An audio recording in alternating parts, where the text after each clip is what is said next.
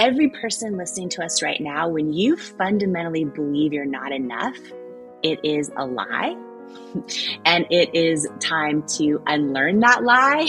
And when you start to unlearn the lies that lead to self-doubt and then kind of ignite those truths that wake up worthiness in your life, like the moment you learn to believe you're worthy is the moment future and past generations of your family change. It's the moment where, literally every area of your life changes. This is so strong, and I'd love to dig even deeper and say, how do we do that? Because you even said, in that moment, sometimes when you've pleased someone, let's say you're in a relationship and you've really done something that doesn't feel in alignment, but the other person is like giving you the accolades. They're telling you how amazing you are for doing this thing that actually doesn't feel good to you.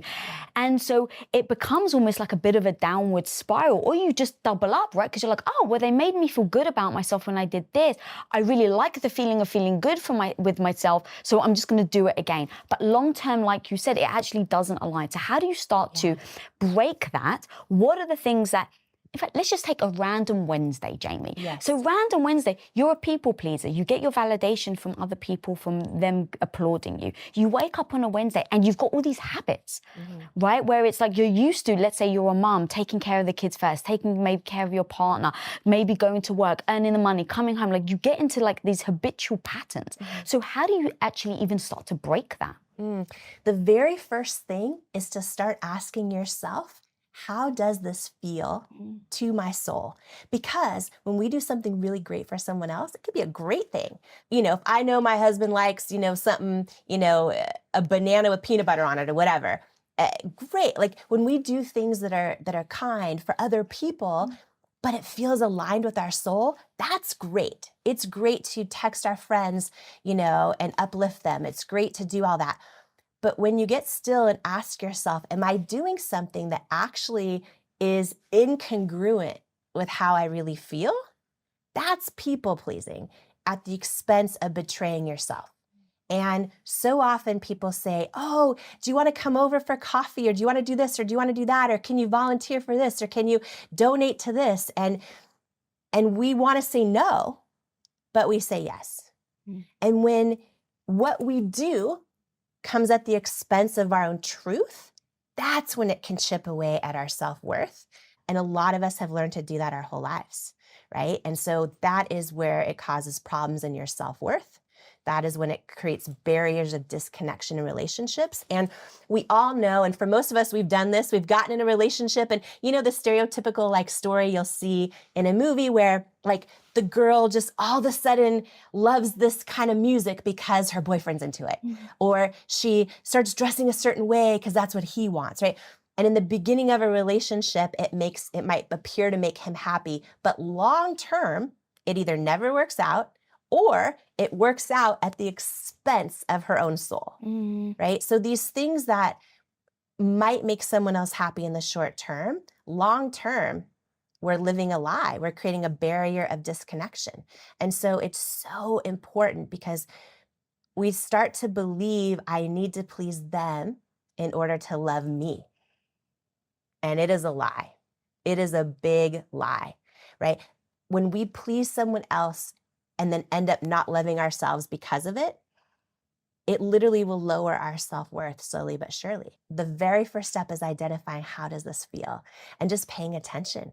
Because for most of us, we become so numb to just saying the thing that makes the other person happy, saying the thing that's not true, but we're not aware of what does that cost us. How many of us women ignore that intuition, that gut feeling? So I think that that's so strong in just starting there, because I think sometimes you've been, you have a belief system that no, you are supposed to do or you should do X, Y, and Z. And that supposed to and should, I think, is part of what you're saying, where it's like we show up in service of everybody else except for ourselves. And I have a quote of yours that really freaking hit me. I want to be loved more than I want to be me. Yes. In Worthy, the book, I share a story about how my mother-in-law is very into eating healthy and is all the things, and I am not so much. And we were at a holiday gathering, and there was broccoli and berries, and then there was these cinnamon rolls. And I kept looking at the cinnamon rolls, and I just felt like if I eat it, she's going to judge me. And I have to go with the broccoli. And I write this whole story about how in that moment, I chose to be what I thought was loved more than I chose to be me. And I talk about how every time we do this, we think that we're going to be loved. We think we're creating approval or connection with the other person when all we're doing is betraying ourselves and creating a barrier of disconnection. Mm-hmm. Here's the thing about relationships is you can only, I don't care how good you are at being a people pleaser, the depth of love and connection you can have with another person can only be as deep as the depth of love and connection you have with yourself. And when you show up people pleasing for everyone else, thinking it's going to result in them loving you, before anything even happens, you start to love yourself less, right? Because you're betraying yourself. And then you're also creating a barrier of disconnection between you and them. And so for a lot of people, and especially women, right? The 50+% of women that say they're people pleasers and they struggle with it all the time. It's scary to think like, well, what if I speak my truth? And what if I offend somebody? Or what if that person doesn't like me? Or what if, right? All of those things. Mm-hmm. And at the end of the day, like every one of us craves love and belonging in our lives for fulfillment. We crave it in our relationships and our friendships, all of it, right? For 25 years of the Oprah Winfrey Show, that at the end of every single show, whether it was President of the United States, which she interviewed many of them, or Beyonce, or a murderer, it didn't matter who was on her show. At the very end, they were like, how was it? Was it okay? Was it okay? And she says that she realized every single person wants to know, like, did you see me? Did you hear me? Did what I say matter to you? And at our core as human beings, every single one of us wants that same thing. We want to know, like, did you see me? Did you hear me? Did what I say matter to you? And here's the problem is when we show up people pleasing and betraying ourselves, we are not showing who we truly are. We're not being seen for who we truly are. We're not saying what we really mean.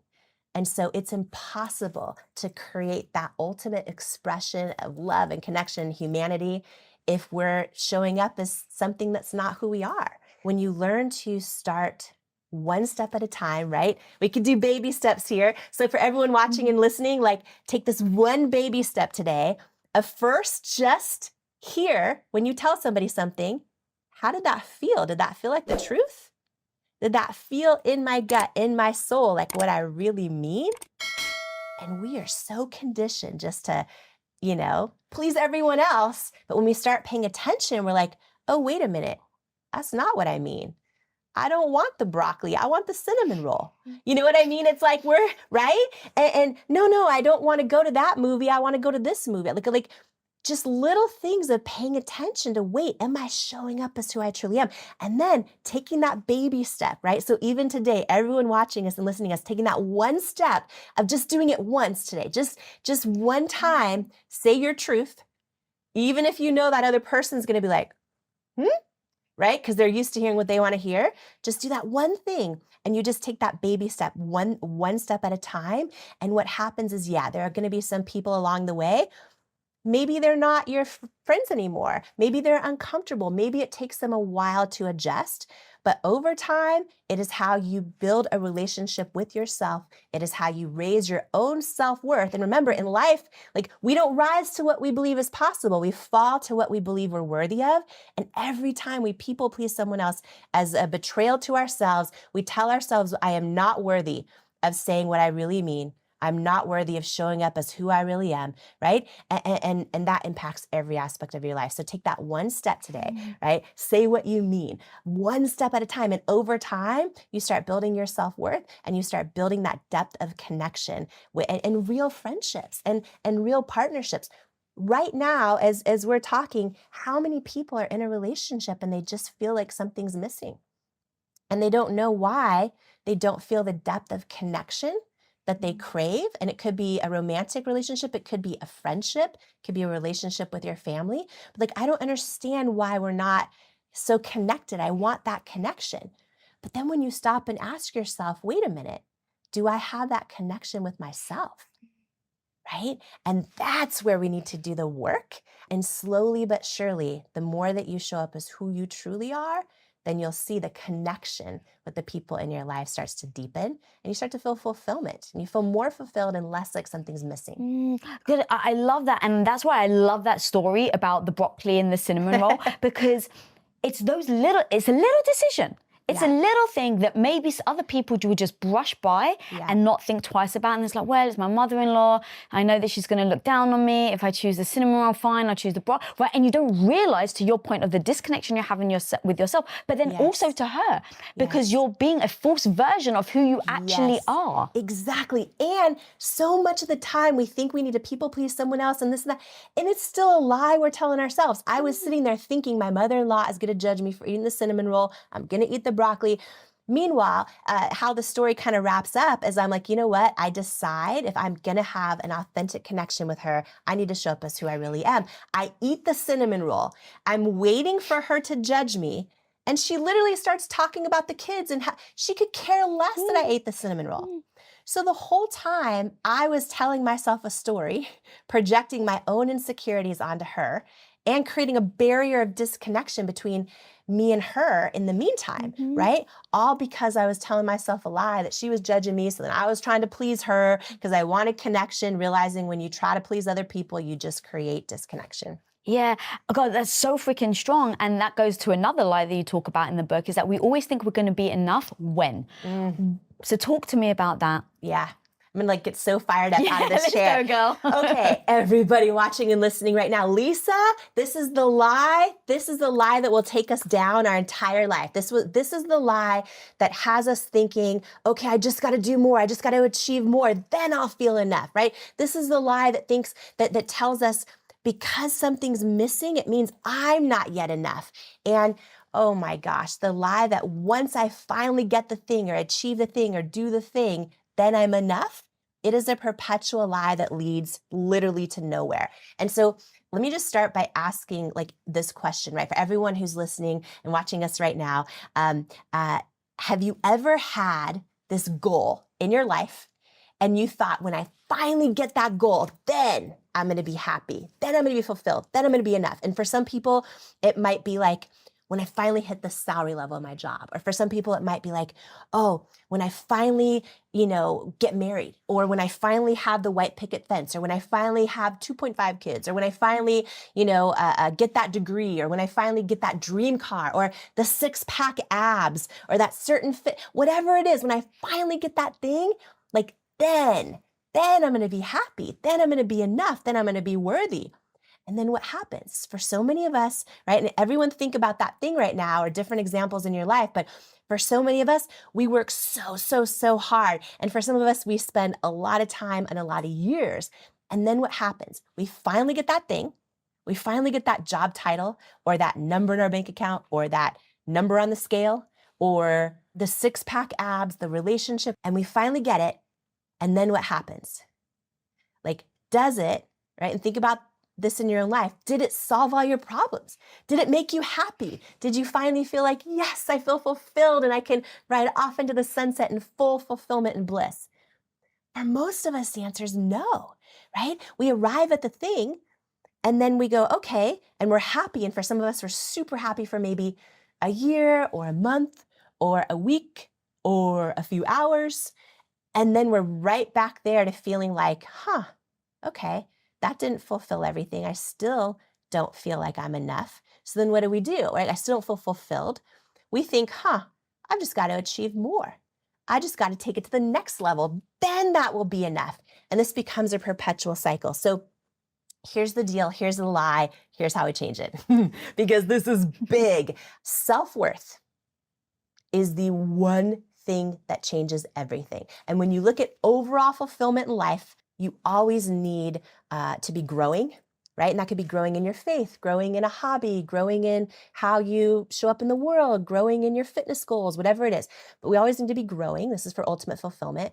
We always need to be contributing to something beyond ourselves, which could be in the form of some type of service or in the form of being a friend to someone who doesn't have one. It could be in the form of donating. It could be whatever, but always about something bigger than ourselves. So contribution, growth.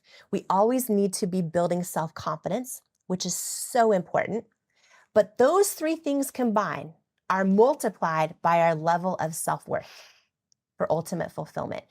And when I say that in life, we don't become what we want, we become what we believe we're worthy of, self-worth is the foundation to everything. It's truly the foundation. And so many of us are really good at doing all the things that build self-confidence, like getting the job title, getting the marriage, getting the kids, getting the fitness goals, getting the six-pack abs. Self-confidence can fluctuate based on our skills and abilities, if we're winning or losing, if our willingness to try and go for it. Self-confidence, even though it's internal, it's based so much on the external things happening around us. Self-worth is deep, internal, unwavering. It's us believing we are worthy of love and belonging exactly as we are. Not as we achieve, not as our past mistakes and failures, exactly as we are. And self-worth in so many ways is the foundation, and self-confidence is like the house we build upon it, right? Here's the thing. From the moment we are born into our world, and especially those of us in the US or any country that's like super driven, right, by socioeconomic success and all the other things, we are taught that if we achieve the thing, get the thing, then we'll be happy. So we're raised seeing advertisements all around us that tell us when we get the six-pack abs, or when we get that dream car, or when we hit that number in our bank account, and we continue to think all those things will bring us fulfillment, when really they all bring us a lot of confidence, which is important, right? And when we're doing them and impacting others, they bring us, contribution, and we're growing. Those are all important. But if underneath it all, we don't believe we're enough as we are, if underneath it all, we don't have strong self-worth, what that looks like is perpetual unfulfillment the rest of our lives. And there are so many perfectionists right now, probably listening and watching us, so many people that think like, okay, if I just achieve enough, then I'll be enough. If I just get and then they arrive at it and it's not. So then they go for the next thing and then it's still not. And they live their entire lives and arrive at the end of their life with a whole lot of cool things, but never actually feeling fulfillment and always feeling like something's missing. So it is important to do all of these things that build self-confidence, that do all that. It's important. But if you don't learn how to completely build rock solid, unshakable self-worth underneath it all, you will never, no matter how much you achieve, you'll never arrive feeling fulfilled. You'll never be able to fully enjoy it. Here's the other part of this. I have to do all this to be enough, which is a lie I believed most of my entire life. And a big reason, Lisa, that I wrote Worthy is because believing this lie, if I do enough, then I'll be enough. Like believing that, and for me, not understanding the difference between self-confidence and self-worth had me arriving at all these crazy dreams I could have only imagined happening, and not understanding, why don't I feel like it's enough? And why don't I feel like I'm enough, right? And just to share a couple examples, I remember building at cosmetics and years and years and years of rejections, finally building it to companies with over 1,000 employees, right? Selling it to L'Oreal for over $1 billion cash. I got to that moment where I thought, this is it. I had sold my company for all this money and was on in Forbes and all the magazines, all these things. And I had so much self-confidence. And I got invited to Oprah's house for lunch. And I was like, this is my lifelong dream. And I went to her house. We had a 3-hour lunch, just me and her. At the end of the lunch, Lisa, she gave me her cell phone number and she said, call me anytime. You can call me anytime. I'm like, okay, like, freaking out, right? And now I had a lot of self-confidence. Everything on the outside was going so well. But what I didn't know is that is very different than self-worth. And even though a lot was going well, underneath it all, I didn't fully feel worthy. And so here's what happened. She gives me her cell phone number. My lifelong dream is like happening. I did not call her for 4 years. I literally didn't call her for 4 years. And this is what happens when we don't believe we're worthy underneath everything else. We will sabotage opportunities. We will stay stuck. We will not go for things and not understand why. And after 4 years, during that whole stretch where I didn't call her, I would tell myself stories like, okay, once I have the perfect thing to say, once I have the perfect thing to say, then I'll call her. That's why I'm not calling her. I just don't have the perfect thing to say. Or she probably thinks everyone wants something from her, so I'm going to prove I don't, and I'm not going to call. Like all these stories I would tell myself. And 4 years later, I realized that the reason I hadn't called her was because deep down inside, I did not feel worthy of being her friend. And the moment I realized that, number one, like, I realized very quickly that's a lie. Like, I am a kick-ass friend. You know what I mean? You are, girl. Like, and in that moment, I'm like, oh my gosh, my self-doubt and my thoughts, which we are not our thoughts, but our thoughts can convince us we are them sometimes. And my self-doubt and my thoughts had gotten so loud and were telling me I wasn't worthy of it. But that moment when I realized it, I felt in my soul, which is very different. In my soul, my knowing, like, oh, I am more than worthy of being her friend or anybody's friend. I'm a great friend, right? And that was the moment I picked up the phone and called her. I came so close to doubting myself out of my own destiny, even though I had built all these things that the world would say look like enough. So I must feel like I'm enough, right? And I still didn't. And I didn't know why. So it's a perpetual lie that we just need to keep getting enough, achieving enough, hitting enough goals to finally feel enough. All of those things are important. They all build self-confidence, which is really, really important. But nothing you can achieve will build self-worth. I got so many questions here. Okay, where do I even start? So first of all, how did you start to identify those were excuses that you were giving yourself and that it actually came from the self-worth? Because I'm sure so many people listening right now, it may trigger some people go, oh my God, yes, I do it. But there's other people that even right now, the excuse that they're telling themselves, they actually believe. And I have utter compassion, right? It comes from I mean this in a sweet way, I guess, but like it comes from a broken place where you feel broken enough where you don't feel whole, you don't feel complete, you don't feel worthy to be able to then be a great friend. So how did you start to recognize that those were excuses? And then how did you pivot going from I'm not enough to call her to immediate, like for 4 years, and then you pick up the phone and call? What's that gap? Yeah. So the gap is this.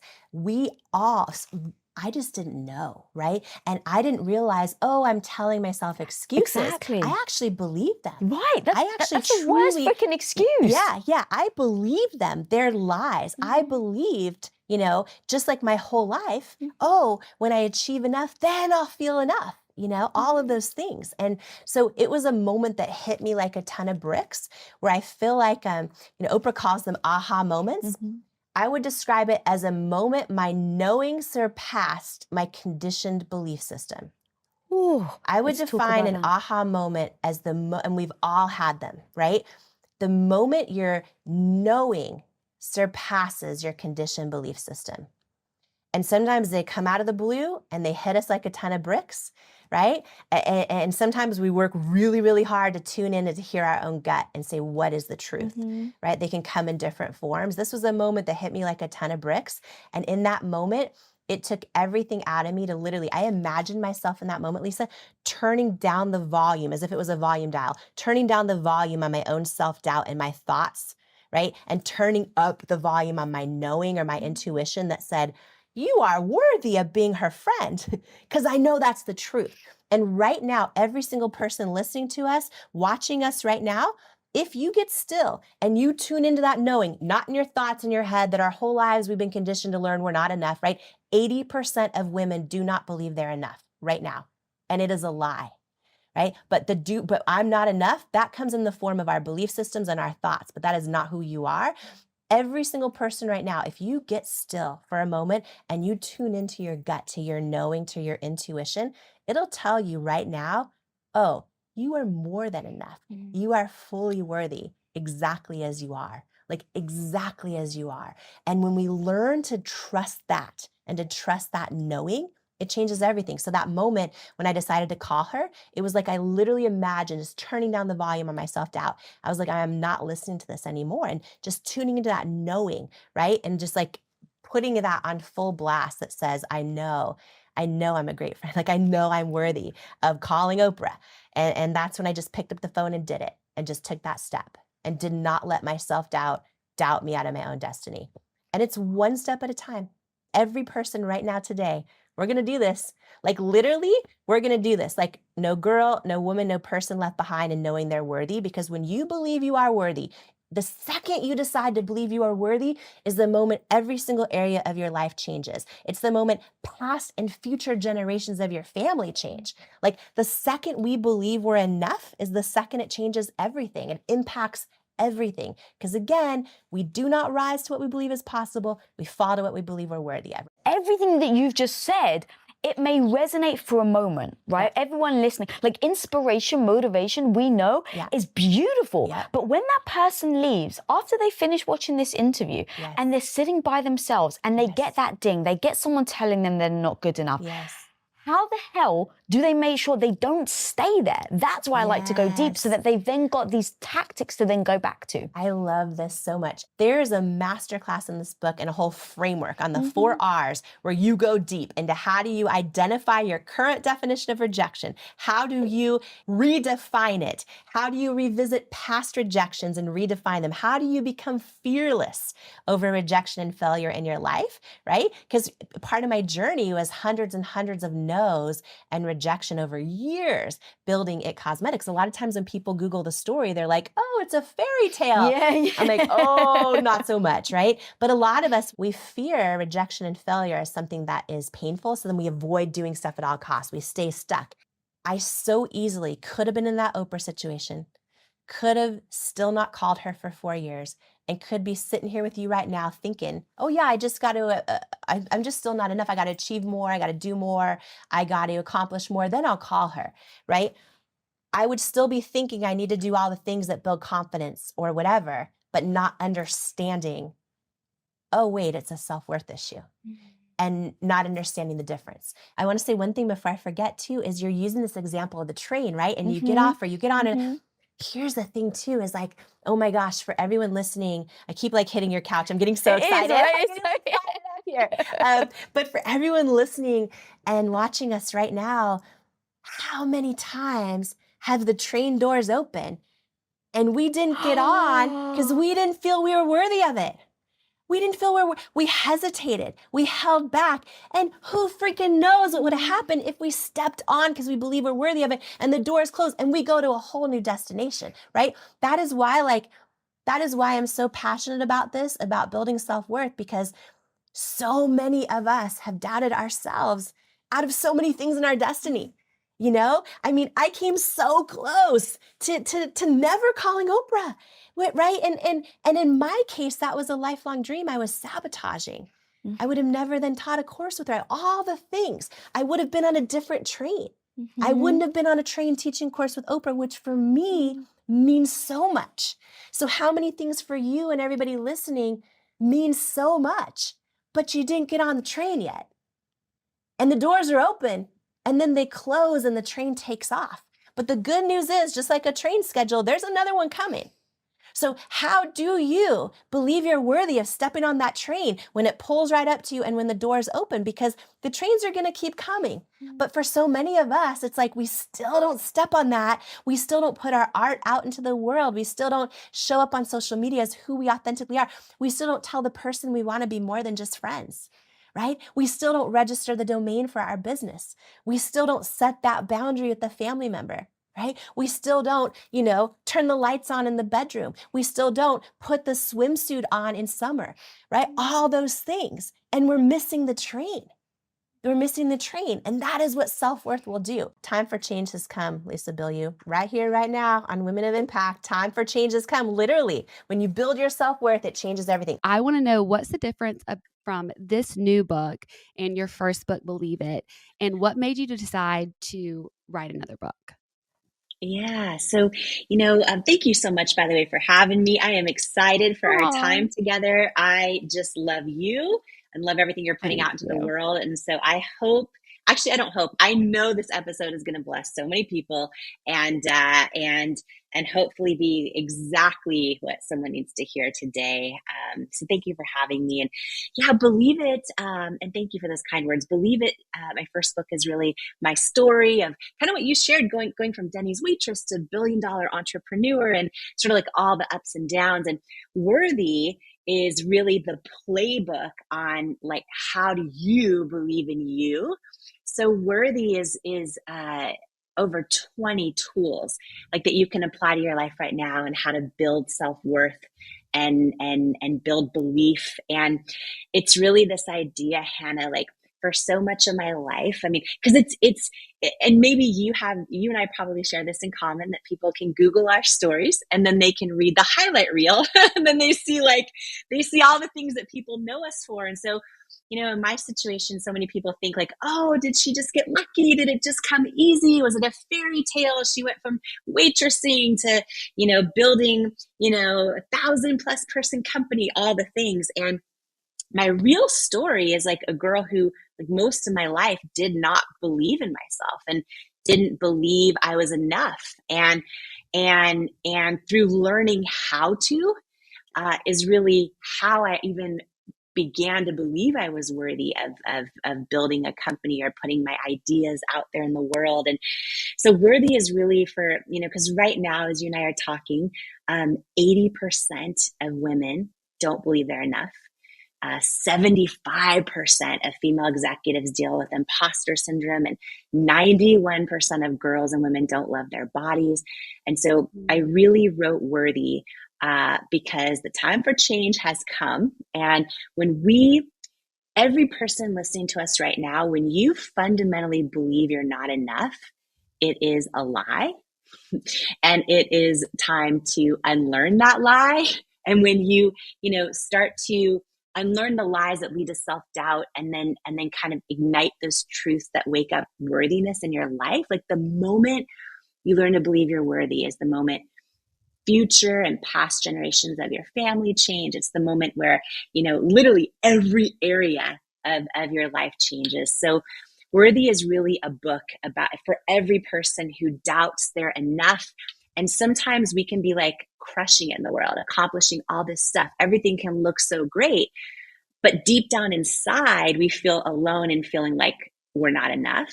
And this is a book about, how to unlearn those lies, how to build unshakable self-worth. And it kind of all is based around this idea that I believe is a truth, which is that in life, like we don't, in all areas of our life, really, we don't become what we want. We become what we believe we're worthy of. And we can have all of these goals and dreams, but we don't soar to the level of our goals and dreams. We stay stuck at the level of our self-worth.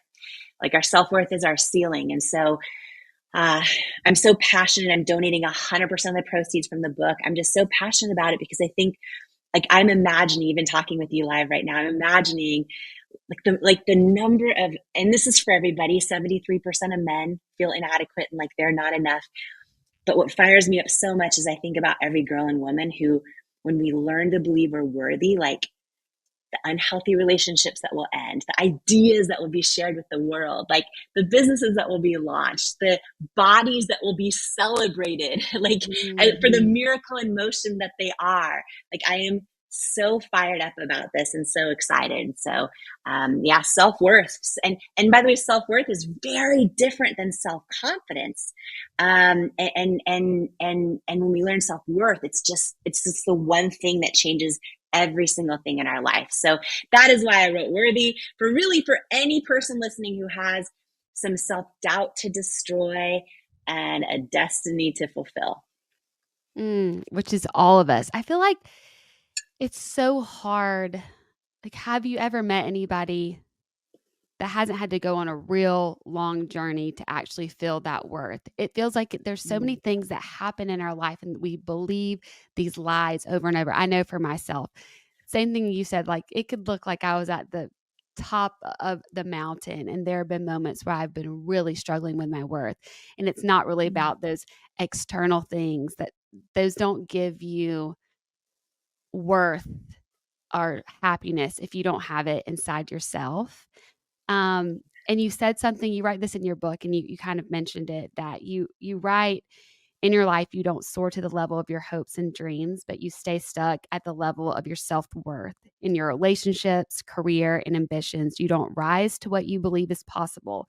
You fall to what you believe you're worthy of. And I was just like, oh, right to the gut. Like, that is so true. And I want to know, like, how did you come to this realization, and how have you seen this play out in your own life? Yeah, I am. It's so funny, Hannah, that sometimes, and I love that we have different experiences, but kind of shared experiences. Mm-hmm. Um, Sometimes it takes us accomplishing really cool stuff that the world tells us is like everything you could ever hope for, to then realize, well, wait a minute, why do I still not feel enough even after accomplishing all that? And and for me, it took so many of the blessings I worked so hard to get, to realize that there's such a huge difference between things that build self-confidence, which is largely based on the external stuff, and things that actually build self-worth, which is very different. Um, and just to kind of share this, for anyone listening, maybe, because for me, most of my life, I thought that if I could just achieve enough, or just make enough people happy. And I was such a great people pleaser. If I could just, all the things, especially if I could just achieve enough, then I would finally feel enough. And for anyone listening who maybe has ever had like a goal or a dream and thought, like, once I finally get that thing, then I'll be happy. Then I'll feel fulfilled. Then I'll feel enough. And for some people, it might be something in their career, or getting a degree, or getting married, or getting six-pack abs, or, it could be a certain number of followers in social media, or fame, or a number in their bank account, or the married and the white picket fence and three kids.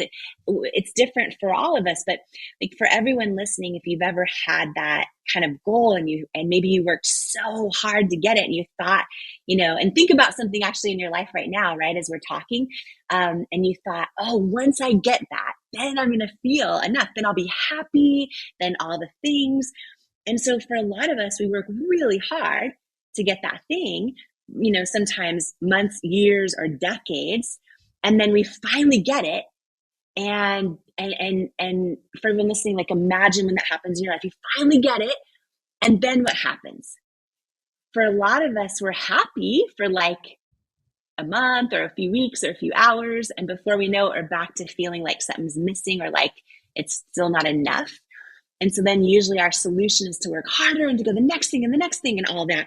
And going after your dreams is so important in life. And I am harder working now, Hannah, than I've ever have been. Like, I am so passionate. I'm so fired up.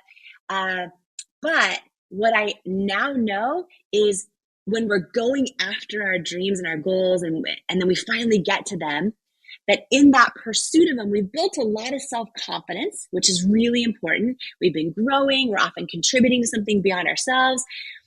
But none of those things build self-worth. And none of the things that we want to accomplish and that we finally accomplish build self-worth. They all build a lot of confidence, but they don't build self-worth, which is why you still take you with you, whatever you accomplish. And so many of us think, and I did most of my life until literally 3 years ago, self-confidence and self-worth are very, very different. And understanding the difference, literally this one thing can change your entire life. This one thing can change your entire life, because self-confidence is, while it's an internal trait, it's based so much on the external, and it's fragile, and it fluctuates. And our self-confidence is our own assessment of our skills and abilities. It's how we feel we stack up and measure compared to others.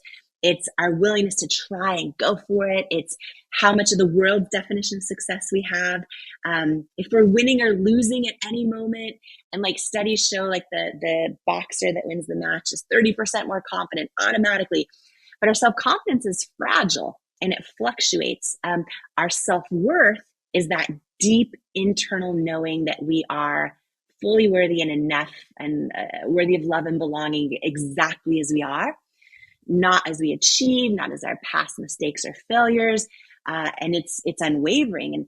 And the two are very different. Like self-confidence is sort of like the house we build and of everything in our lives, but our self-worth is our foundation. And we can only ever be as strong and secure as that foundation underneath the house.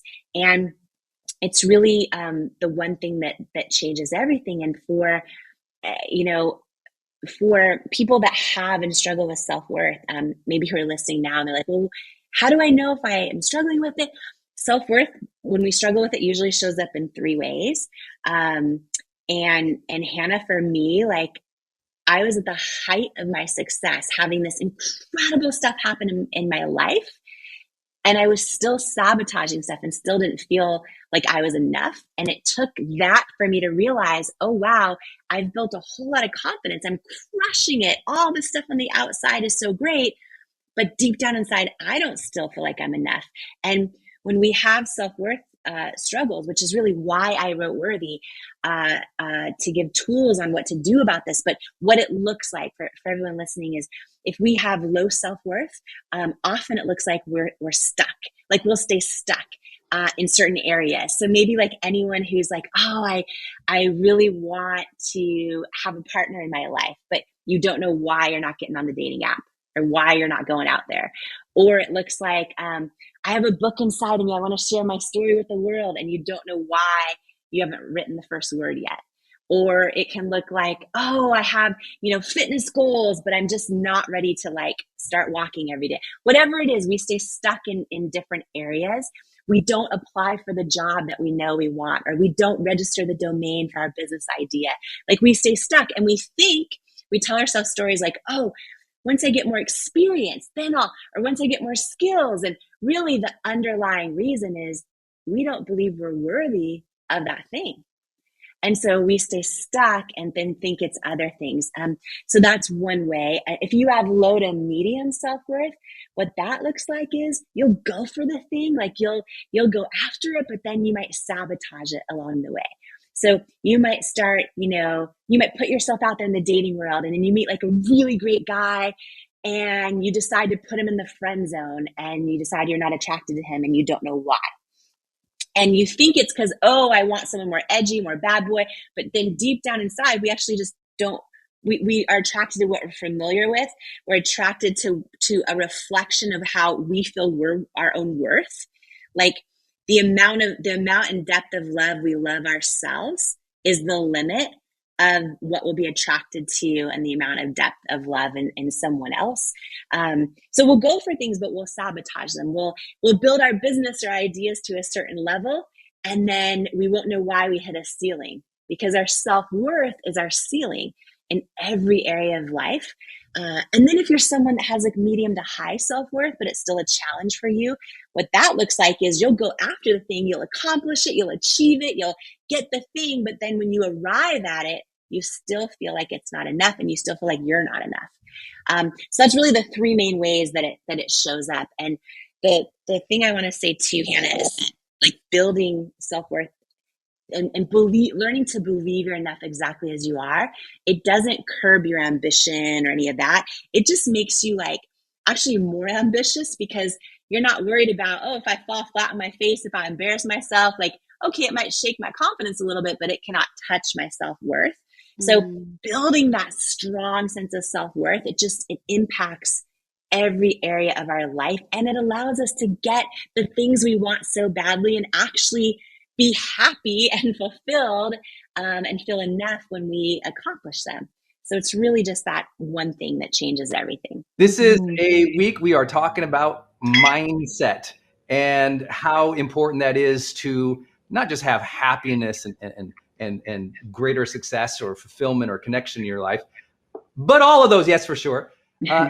But also just so that life doesn't feel like a slog and a burnout experience where just every day you're just like, that's mindset. The tasks of the world aren't you. And the tasks of the world don't need to shape your mindset. Your mindset can shape how you deal with the tasks of the world. And that's a beautiful thing. And Jamie, you were sharing, I don't know what the story is yet, y'all, but she had something happen. You were sharing some mindset, or something happened when you checked in the hotel, or wherever you're at? Yeah, this was a crazy morning, so why not share it live? Why not share it live with I haven't our heard the story.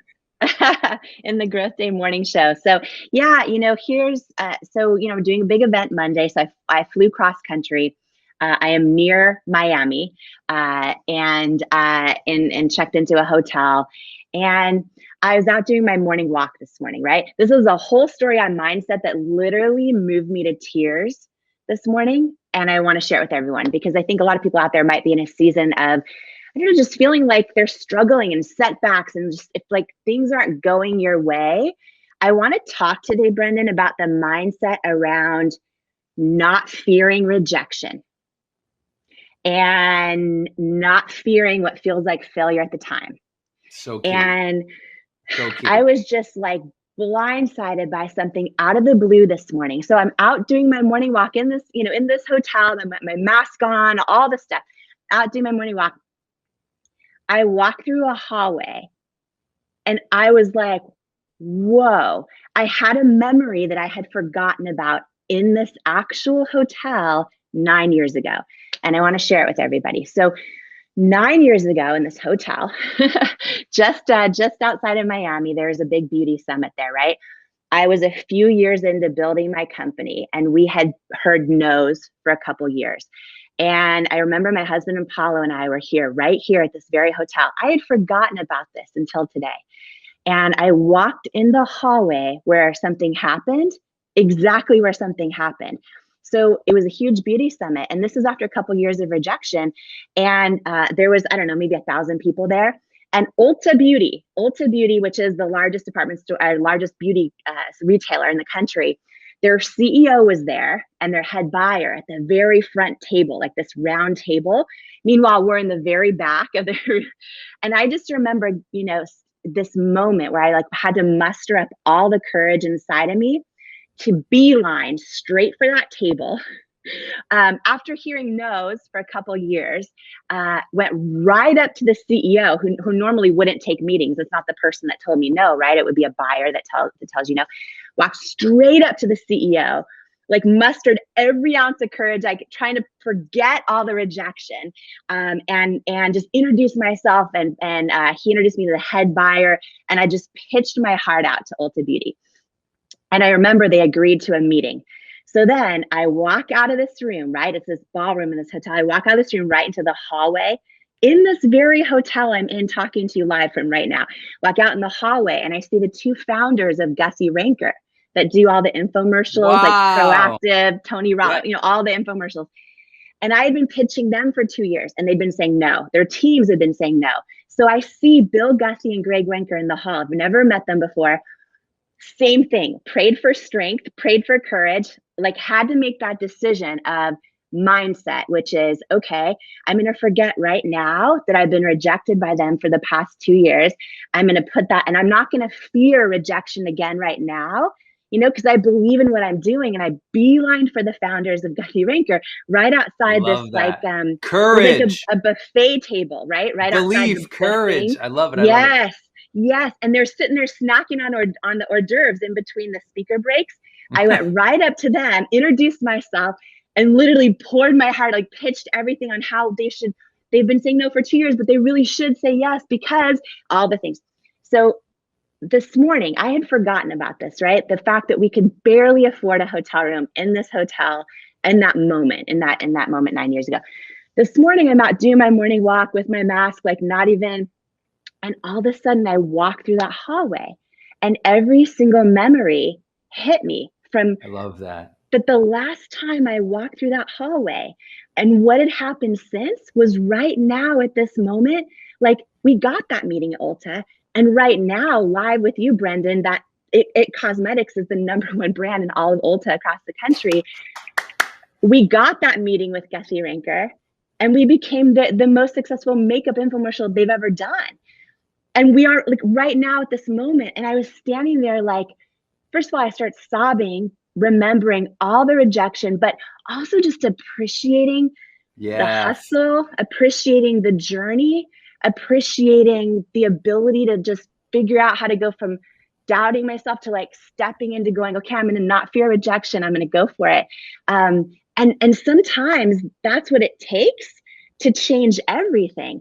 So I'm standing there in the hallway, and I start sobbing. Sure, the people working at the hotel are like, but I'm like, wow, I forgot those moments even happened. And I'm walking through them this morning here, getting ready for this huge event. And I don't know, it just reminded me of Growth Day Morning Show all week and how we're talking about the power of mindset and the just making the decision to not be afraid of rejection and failure. Just making that decision is huge, like Yes. huge. And the courage and the mindset. I bet people watching this right now have had one of those full circle moments, right? That is a full circle. Some people call it a full circle moment. We've always called it a full courage moment. A full courage moment is when you lost the battle, but you kept going, and then you have a victory. And in that victory, you recognize like a serendipity or a moment, or what Paulo Coelho would call an LF. And it just happens. And it's like this space where like, it's almost like a time space where the past and the current moment kind of collide and remind you of your strength, remind you of what you've been through, remind you of something important to your spirit, or remind you of a moment that was important to your life. And that LF, or that full circle, or that full courage moment, I bet you all have had that. So if you had one, type it down below, just share it with us. I'd love to see it in the comments. Like, what was a full courage moment or a full circle moment where, you labored and labored, and maybe you lost or you were rejected, it didn't work out. And then one day, bam, it was like it all came together and you remembered it.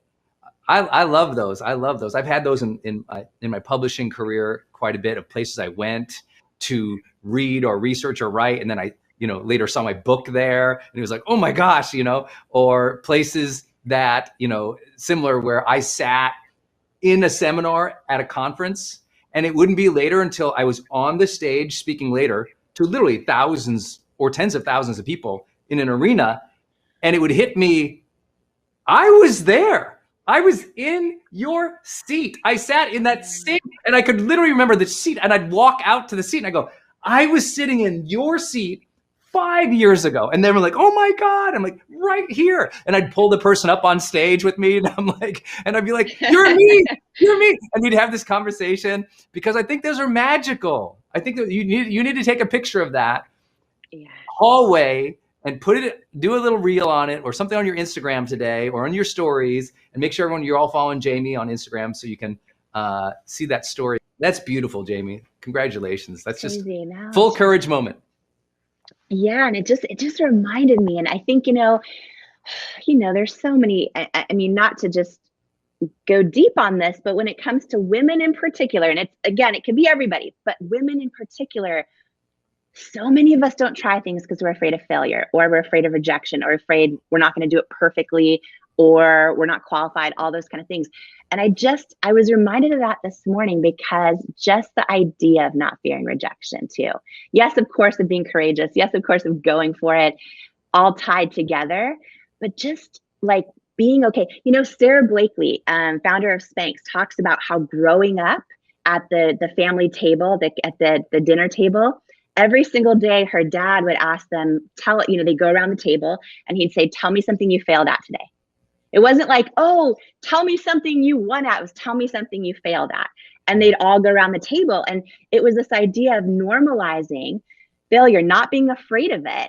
And it's like that whole idea of like, oh my gosh, if we didn't fear failure. And I know, and you say this a lot, no matter how small you start something that matters, right? And so many people I also say people don't feel failure, and people don't fear starting. They fear being embarrassed when they're seen starting small. Yeah. See, when people have a lot of success, and like people who achieve something in their lives, and they go to do something again, they know when they fail, it's like, oh, that's part of the process. But when you're beginning, you're so terrified. What does other people think of me? I'm going to be embarrassed because they think I'm this, but I'm trying to do that. Or if it doesn't work out, and we get everyone else's judgments up in our brains. And we forget that their judgments are, one, usually not qualified, and two, time bound. And I'll give you the example of what you just talked about. Your nose that you got from, the beauty company, from Guthy, but also a lot of other things that you share about in your book, Believe It. And you even say this in your book, Believe It.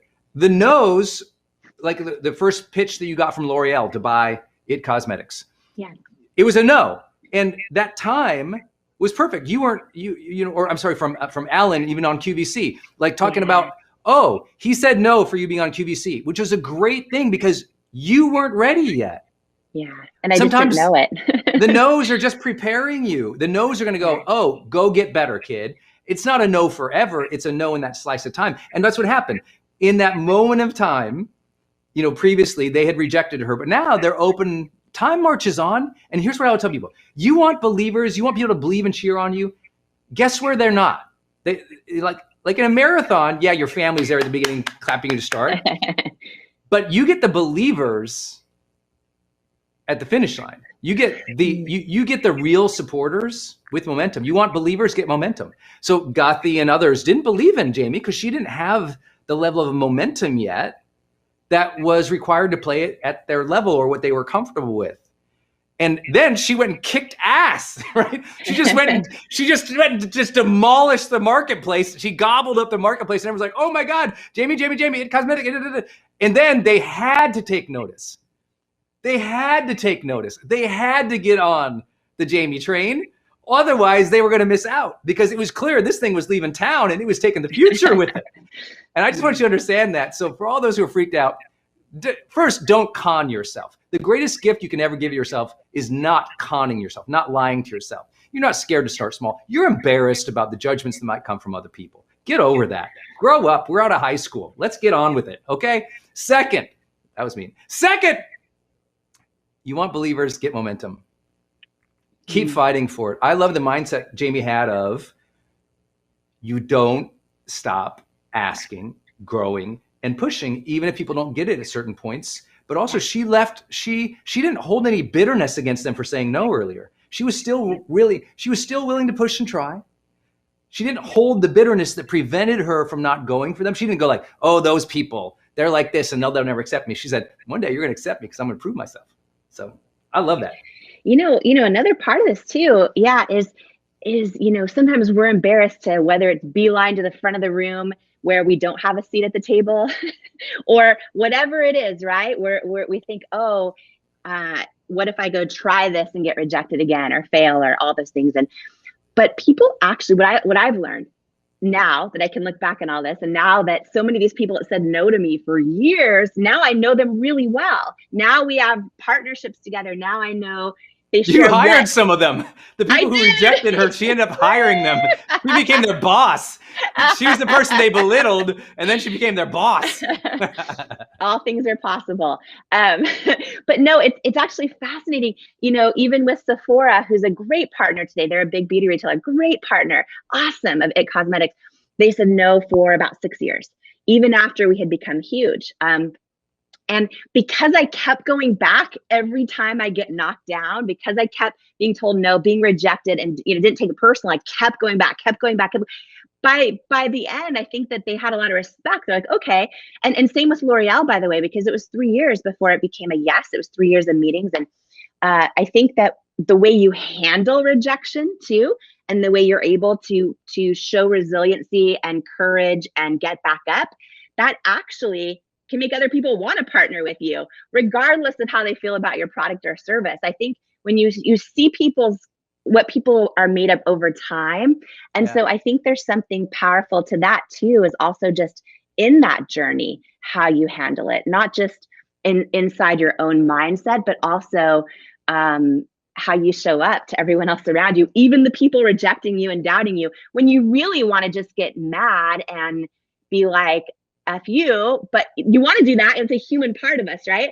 But that doesn't serve anybody. It's like when you don't take it personally and you just keep going and keep getting back up and keep believing it's going to happen, whether it does or doesn't ever. I think that's huge in terms of how much respect other people develop for you in the journey of building your own company or launching your own dream or building your own friendships and relationships.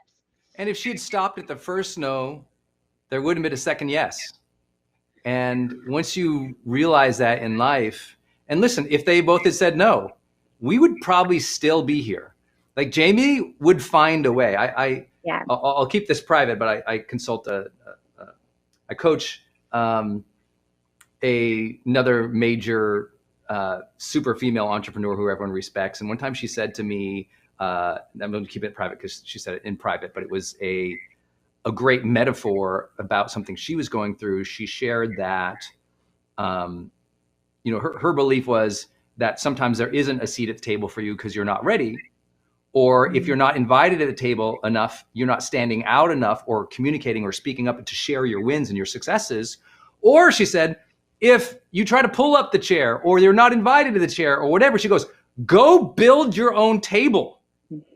Like, go start your own company where you buy the conference table and you hire people to sit there and you work on the same thing. Like, the idea that we have to wait to be at something. Like, I didn't wait to be at the publishing world. I self-published my first book. And that changed the course of my career forever because they all said no to me. So I had all these rejections. I've had every book I've ever done, I had rejections on from multiple publishers. And some of those books became like literally industry or field defining genres. Like Motivation Manifesto is still to this day the best-selling motivation title of the century, which is insane to think about. How cool is that? How cool is that? After the company that gave me the deal said, not only did they give me the deal, when I turned the book in, they said, no, Jamie. They said, we don't like the book. We think it's terrible. You need to add more fluffy stories. And they basically, as best they could, completely insult my artistic integrity. And I had to decide, either I change the book for them or I say, I'm going to take my book and go somewhere else, which was a super hard decision for Denise and I at the time in my life, because they had already given us the money. I'd already spent it probably, it's like, oh my God. But now they hate the book but I love the book. And you didn't want to change it. No, that book comes out, and that's the book that got me, that's the book Oprah interviewed me for her magazine. That's the book that, Meghan Markle puts in her top 5 books of all time. That's the book that, it's the thing at the launch time was the little black book that all the celebrities are reading, because it was just like, it was such a different thing, and it took off. And if I had just quit because they said no, or they really did insult me. I mean, you talk about in judgment. They questioned whether or not I was drugs. They asked me literally, were you on drugs when you were writing this? It was just like, I'm like, I barely drink milk, people. I barely drink milk. Coffee is like, when you have one coffee, you're like, I'm like, everyone thinks there's coffee in this every morning. It's just water in there, people. Like, so I'm just letting you say, but I kept going. So this is a story, and this is a mindset today, ladies and gentlemen, of don't worry about the no's, because if it is true dream to you, if it is sown in your heart to fulfill that desire and dream, you keep going, even if your spouse doesn't understand, even if your parents or your, mother-in-laws or your old cousins or your neighbors down the block are making fun of you at the barbecue. Who cares? Your dream wasn't made for them. Your dream was made for you. So Motivation Manifesto, tell me if I'm remembering this right also. Isn't this the book? I know Oprah interviewed you for it, but didn't she let you know it was on her bedside table? Oh my God. Yeah. Yeah. So Denise and I are at her house. She was throwing her book. So talk about full circle moment. Oprah is throwing her book launch party at her house and invites about, I think there's like 300 of us there. And like the Super Soul 100 members, which, we're part of, and all these other things. Anyway, we go there. And there's all these, and they're super slick, like Julia Roberts and Reese Witherspoon, and Jeff Bezos is literally there from Amazon. It's just wait, Brendan Burchard was there. No, that's the thing. Yeah. Denise and I totally don't feel like we're sitting like the next to Dr. Phil during her talk, and like all these, Alicia Keys is on stage. It's just crazy, unbelievable. One of the most magical things I'd ever been invited to in my life, and we're sitting there. We're not having imposter syndrome, but we're just recognizing like, wow, this is another caliber of group of people here. And afterwards, there was like this amazing barbecue. Oprah always gets the food right. I mean, let me tell you, her whole team. So anyway, we're all there. I don't think I'm going to see her, talk to her. I really want to introduce Denise to her, but I don't think it's going to happen because there's so many people there. Anyway, at some point, Oprah's doing the rounds. She comes around, and I'm standing there. I think I was with Gabby and Marie Forleo and Jack Canfield. Oh gosh, I'm blinking. There's 4 or 5 of us standing there, and she comes up, and I introduced Denise, and I don't remember how it happened, but we were talking about the books or something, and then I said something about, oh yeah, I remember our interview in New York, Motivation Manifest. She goes, do you remember? She says, I have your book on my bedstand right now upstairs. I always have it there. And I was like, and all of our mouths dropped, and I was like, I don't think I said another word. I just think I was like, I think I just stood there dumb for like, I don't even remember when she left at that point. I literally just, all circuits shut off. I just stood there. After she left, I do remember at some point during the party pulling Denise aside and go, hey, did Oprah come up to us and say this thing about? Because I thought maybe I was daydreaming. I thought I was crazy. You're like, Denise, did this really happen? Plus, they had this barbecue and this punch there, and I'd had too much of the punch thingy. So I was like, did that happen, y'all? Anyway, it was a magical. And then I can't tell you the number of people. If y'all search Motivation Manifesto on YouTube, we have this video of like all these, like Ariana Huffington reading from it, the late great Larry King reading from it, the actor who played Superman, then Miss Universe, like all these people are reading the Harvey Mackay, a legend in our industry. They're just reading from the book because it sounds so cool, and it just grew and grew and grew into this thing. And I wouldn't have any of these goofy stories, and Jamie wouldn't have had her I'll laugh moment this morning in the hotel. Those moments of serendipity, or those moments of reward, or those moments of like extraordinary, wow, is this my dream? Did this really happen? Only comes after the mindset of courage says, keep going. Yeah. You have a dream. You don't need everyone to approve. Get momentum, work hard, keep your head down, keep your voice up, keep your faith up, keep showing up. And all of a sudden, one day, it's like, wow, look at what happened. I mean, look what happened. Jamie's probably in the presidential suite up in there. Let me tell you, people. I'm just saying, she's probably figured out, like Jamie's such an extraordinary, outstanding success story. And to know her humility, knowing how she must have felt walking down that hallway. I was sobbing this morning, Brendan. I was just like, wow. These words came to me. They're famous words that say, pray like it's all up to God and work like it's all up to you. And I just like those words just came to me because the journey, right? It's the journey. It's not even the outcome or the destination, but I'm just having this moment too, hearing your story. And I just want to share that one piece again for everyone listening, because I know a lot of people are just hopping on the morning show.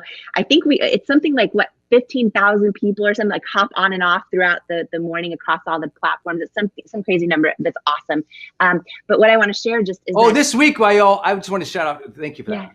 For the audience, you all, thank you for inviting your friends. Thank you for watching the replays, especially across Facebook. Our replays are crazy because across all our pages and our groups and the show on Instagram, this week will be the week we pass 1 million views of this Growth Day morning show. Like this, just good-hearted, good-willed, good-spirited show that we do for Growth Day. This Growth Day morning show will pass 1 million views in our first month doing it, more or less, or second month. I don't know where we're at.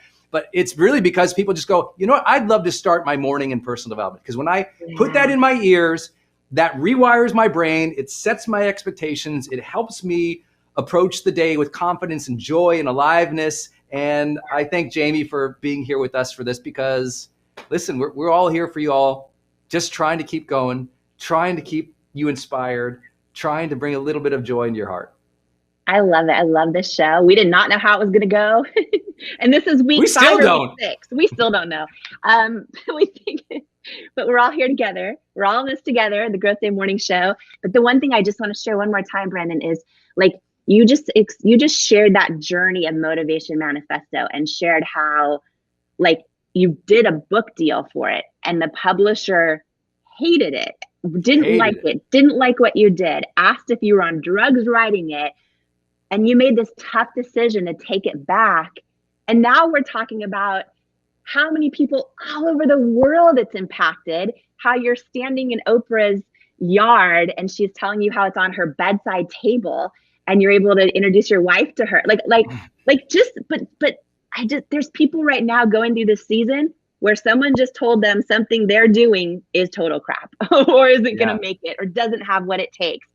And I just think stories like this are so powerful because sometimes it's like the power of stories is that we hang on to them and then they help remind us, oh yeah, like Brendan, went on that journey and I just got told the same thing. I can too. You know what I mean? And that's why I love the power of story. And I love this morning show so much because it's like we're all sharing this space together. I am obsessed with an idea that you have in the book about how all the hard things are going to, like we started with that quote, they're either going to break you or they're going to make you. And really that's up to you. And the stories you share in the book are really, they draw you in with they're both entertaining because they're well written and well told. They're gut wrenching at times because I can imagine what it would be like to go through that. But they act ultimately as a yellow brick road in a way that I found very enticing in your book. And one of the bricks on the yellow brick road was that your father was an alcoholic. And you said something in the book that I was really impacted by, given my wife, Lisa, and what she's like.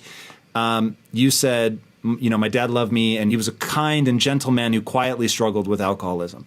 And the way that you described that was very generous. And you said, but there were times that you would sit and stare at the clock, and because you had to wait for him to wake up, which your mom would be off working, and so sometimes it could be hours of waiting for him to wake up, and he would wake up, or you would get to the time where you were allowed to wake him up, and then he would ask you for an hour or two, and then I just imagine you sitting there watching the clock flip until he finally gets up and you guys can hang out. And in that you said, my dad inadvertently taught me that women are superheroes that have to be stronger than men, because that's what my mom was, a superhero who was essentially doing everything by herself. And I was like, I know that it is, Jamie, I don't wish difficulties on anybody. But man, when they're looked at from the right lens, they make pretty extraordinary people. So that's a story you tell early in the book. The yellow brick road then leads to a photo of you and 7 of your friends, so you and 6 other people. And you break down. Every one of you guys has overcome. It's almost absurd. The fact that out of 7, 2 of you were adopted. There's breast cancer. There's learning difficulty. I mean, it was crazy. And yet, each and every one of them is absurdly successful. How do people harness difficulties like that to become something powerful instead of, leaning into the victim side, which anybody would understand, people pulling the victim card from that? But how do you pull something else? The very first and most important thing on how is you have to want to. And I think that every human being can easily go into victim mentality on a lot of things that have happened in all of our lives, right? And it's a mentality that actually can, I think, reward you in a lot of ways, and also become a justification too for staying inside your comfort zone when it comes to things like going after your dreams. And it makes sense for a lot of people, right? And again, I think there's a time. I mean, I'm not going to speak to people that, I'm not going to speak to a lot of the really hard things that require a lifetime of work to figure out. What I will say is therapy is the best thing I've ever done in really understanding this. And I actually talk about that. Does it allow you to recontextualize? Is that the idea? Yeah, and to understand it at a deep level. And by the way, your show, like this conversation, to me, these are the things that are so important that we invest in ourselves and do, right? Because I don't want to stay in a place where it could be easy to stay at in my life. I think that the quote you started out with, when these tough times happen, do you warrior up or do you victim up? Do you level up or do you give up, right? The up is up to you. And I do believe why I share the story of my 7 closest friends is because I think this is important. I think a lot of people out there are like me and maybe have loving family, loving friends.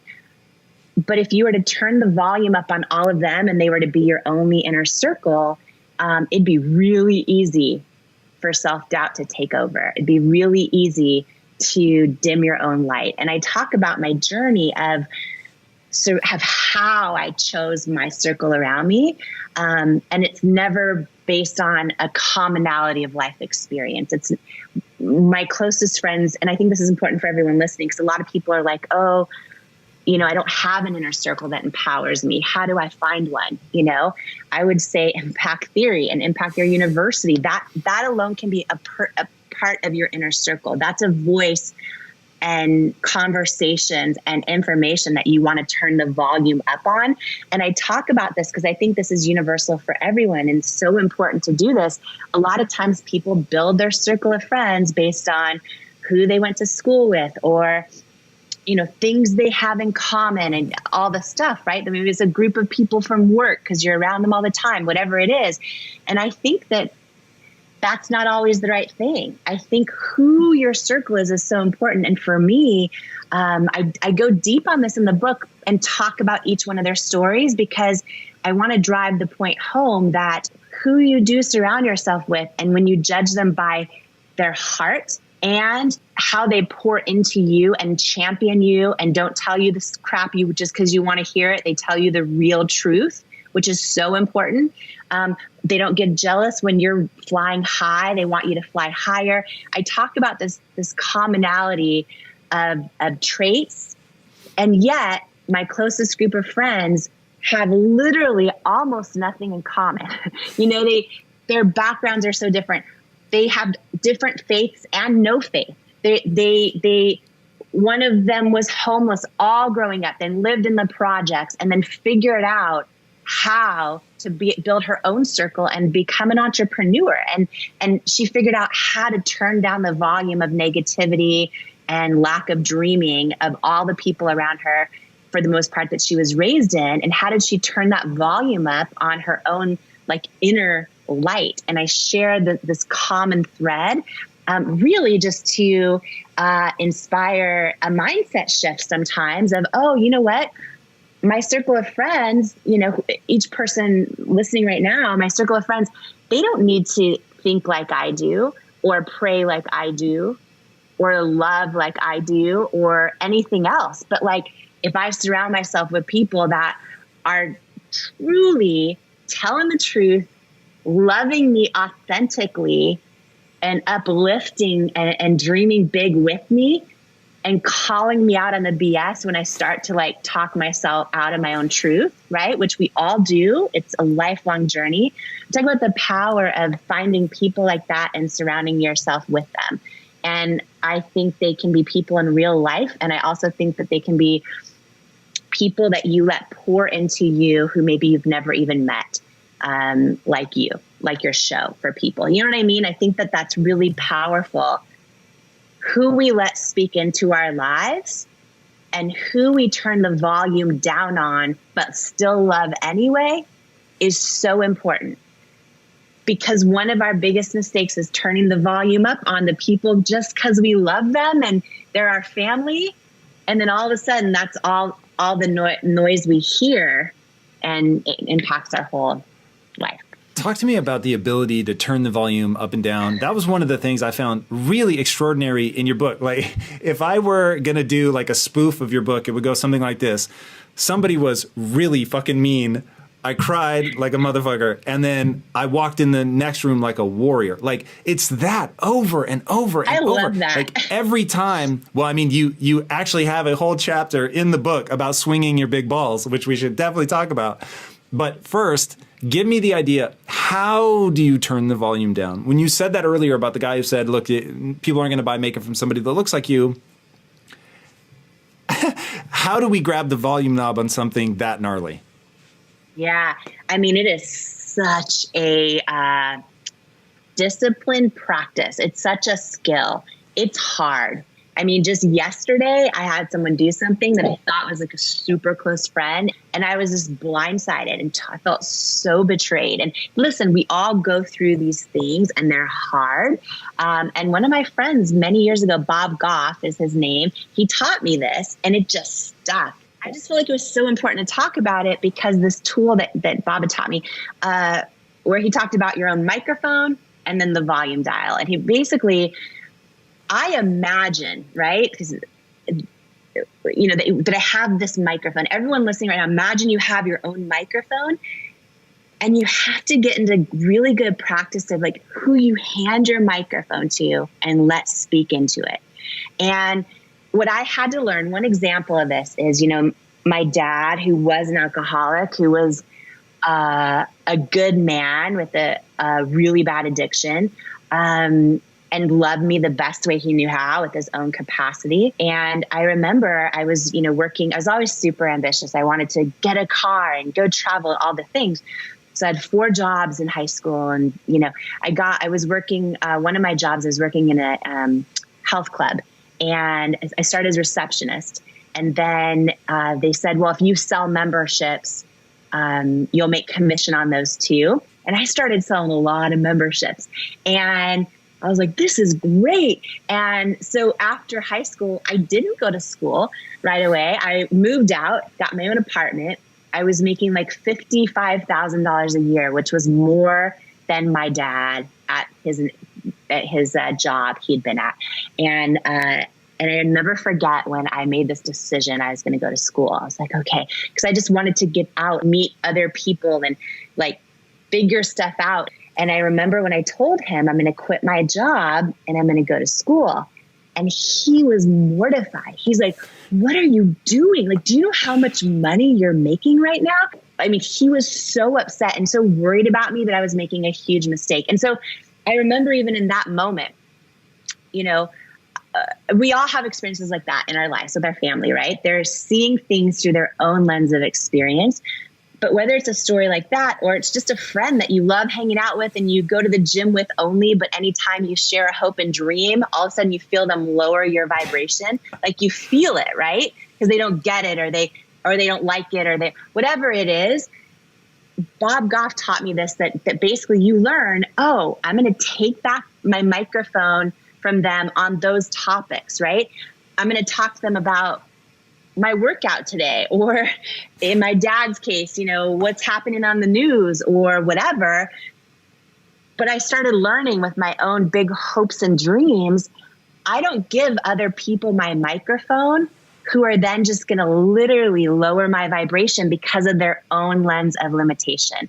And it's the skill you develop. And when you imagine holding your own microphone, listen, we all, you know, if you were blessed to have a family or friends that you love, it's not like, you know, you want to just X them out of your life because they don't understand your hopes and dreams.